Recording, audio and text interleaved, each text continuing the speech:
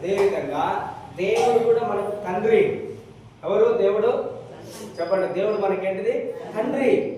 ఆయన నీకు ఈ సమస్తమును అనుగ్రహించి ఉన్నాడు, నీకు అధికారం ఇచ్చి ఉన్నాడు. ఇంకా నువ్వు చిన్న పిల్లవాడిగా ఉన్నావు అనుకో, అన్నిటికీ నువ్వేమైతుంటావు? భయపడుతుంటావు. కానీ దేవుడే, నువ్వు ఎలా ఎదుగుతావు, ఎలా అభివృద్ధి చెందుతావు, దేవుడు నీకేమిచ్చి ఉన్నాడని నీకు ఎలా తెలుస్తుంది అంటే, మనకి ఇచ్చినటువంటి బైబిల్ని చదివితే నీకేమిచ్చి ఉన్నాడు దేవుడు. ఇప్పుడు ఒక తల్లిదండ్రులు ఉన్నారు అనుకోండి, వాళ్ళు చిన్నప్పుడే చనిపోయారు, కానీ ఈ వ్యక్తి కొంచెం పెద్దగా ఆయనకు ఒక వీలునామా రాసిచ్చేసారు. వీలునామా రాసిచ్చింది అనుకోండి, ఆయనకు తెలివి వచ్చింది, జ్ఞానం వచ్చింది. అప్పుడు ఆ వీలునామా చూసి ఏమంటాడు? ఇదంతా నాది, మా డాడీ రాసిచ్చిండు నాకు ఇది కూడా మనకు వీలునామా లాంటిది. దేవుడు నీకు ఏం రాసిచ్చిండో ఇందులో కనిపిస్తుంది.